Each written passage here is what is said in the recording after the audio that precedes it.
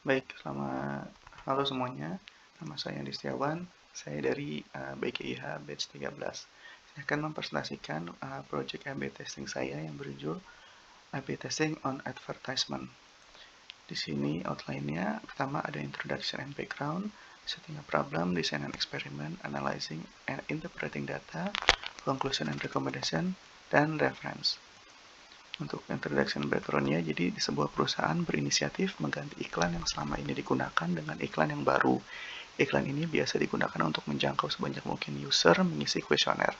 Perusahaan menginginkan sebuah iklan yang efektif untuk dapat menjangkau lebih banyak lagi user untuk mengisi kuesioner. Perusahaan kemudian dihadapkan dua pilihan, yaitu iklan statis atau iklan interaktif dengan merek Smart Ad. Setting problem. Di sini untuk eksperimen goalnya adalah mengetahui apakah iklan interaktif Smart Ad mempengaruhi perilaku user dalam merespon kuesioner. Untuk driver matrix yang dipakai adalah conversion rate, dan go trail matrix yang digunakan adalah loading time error dan error page. Untuk variannya sendiri adalah varian control yaitu static advertisement, dan varian treatment yaitu interactive ad. Untuk hipotesisnya sendiri yaitu untuk H0 conversion rate interaktif kurang dari sama dengan conversion rate static. H1-nya conversion rate interaktif lebih besar daripada conversion rate static. Desain eksperimennya untuk randomization unitnya adalah user. Target randomization unit adalah user yang terekspos dengan ad. Kemudian sample size-nya adalah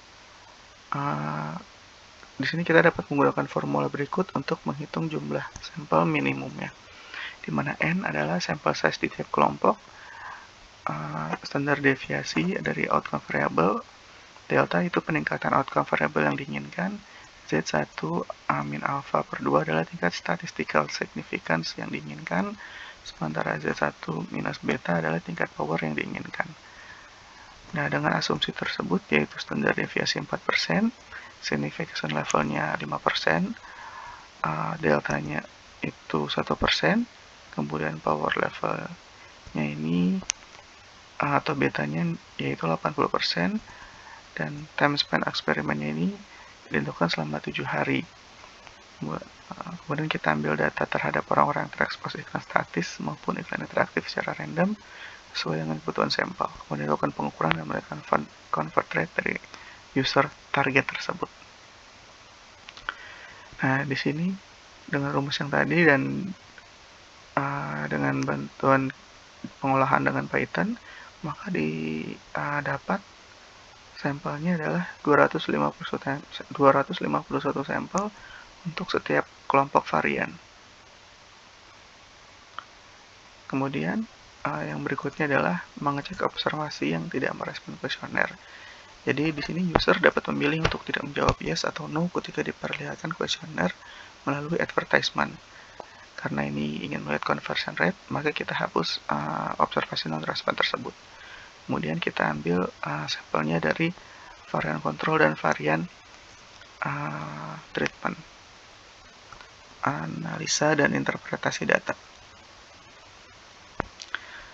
Nah, yang pertama kita lakukan adalah mengecek kualitas data dengan cara melihat missing value, data duplikat, mengubah kolom, dan mengecek sampel ratio mismatch.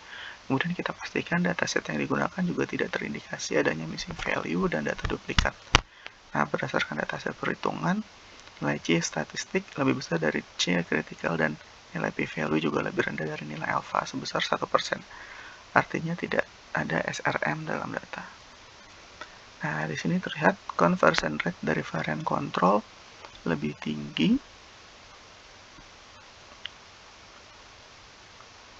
daripada varian treatment. Di sini juga terlihat varian control terlihat lebih tinggi conversion rate-nya dari varian treatment. Namun kita harus melakukan uji statistik untuk membuktikan perbedaan antar keduanya signifikan secara statistik atau tidak. Kita lakukan uji statistik dengan kita definisikan hipotesis nolnya dan alternatif hipotesis atau H1, di mana hipotesis nolnya yaitu conversion rate interaktif lebih kecil sama dengan conversion rate statis, kemudian hipotesis salah satunya conversion rate interaktif lebih besar dari conversion rate statis. Nah, setelah dilakukan uji statistis dengan bantuan Python, diketahui bahwa p-value yaitu 0,8584 lebih besar dari alpha atau 0,05. Maka gagal menolak H0. Kemudian Z statistiknya min 1,0731 lebih kecil dari Z tabel 1,644, di mana juga gagal menolak H0. Nah, dari hal tersebut dapat disimpulkan bahwa interactive add kurang dari atau sama dengan static add. Dengan kata lain, interactive add tidak meningkatkan conversion rate. Kemudian, menghitung confidence interval.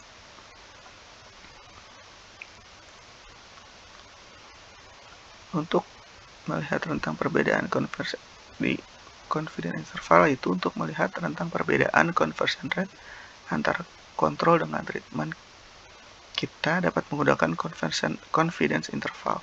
Nah, berdasarkan perhitungan confidence interval kita, yakni kita yakin 90% bahwa selisih user yang convert pada treatment varian dan kontrol varian terletak antara min 0,13 dan 0,039. Dengan kata lain, penerapan interactive ads dapat menurunkan conversion rate sebesar min 0,13 atau meningkatkan conversion rate sebesar 0,039. Conclusion and recommendation. Nah, di sini kesimpulannya, eksperimen ini memang belum memiliki cukup bukti untuk mengatakan bahwa advertisement dengan interactive ad dapat meningkatkan conversion rate. Hal ini didapat dari hasil uji signifikansi menunjukkan hasil yang tidak signifikan, baik melihat perbandingan Z statistik dengan Z critical ataupun p-value dengan alpha. Kemudian yang kedua, besaran penurunan yang diestimasi menggunakan confidence interval, kita yakin 95% bahwa selisih user yang convert pada treatment varian dan kontrol terletak antara min 0,13 dan 0,039. Penggunaan advertisement baru dikhawatirkan dapat meningkatkan loading time atau error page yang dapat mengganggu conversion rate dalam mengisi kuesioner. Eksperimen selanjutnya, kita dapat melakukan A/B testing lebih mendetail terhadap misalnya contohnya browser dipakai atau jenis device yang dipakai. Kita juga dapat melanjutkan A/B testing berdasarkan waktu atau jam-jam tertentu untuk melihat kemungkinan pengaruh waktu atau jam terhadap pengisian user. Karena mungkin tidak semua user punya waktu senggang yang sama untuk mengisi kuesioner. Kemudian ini referensinya. Baik, terima kasih dari saya. Mohon maaf bila ada kekurangan. Assalamualaikum warahmatullahi wabarakatuh.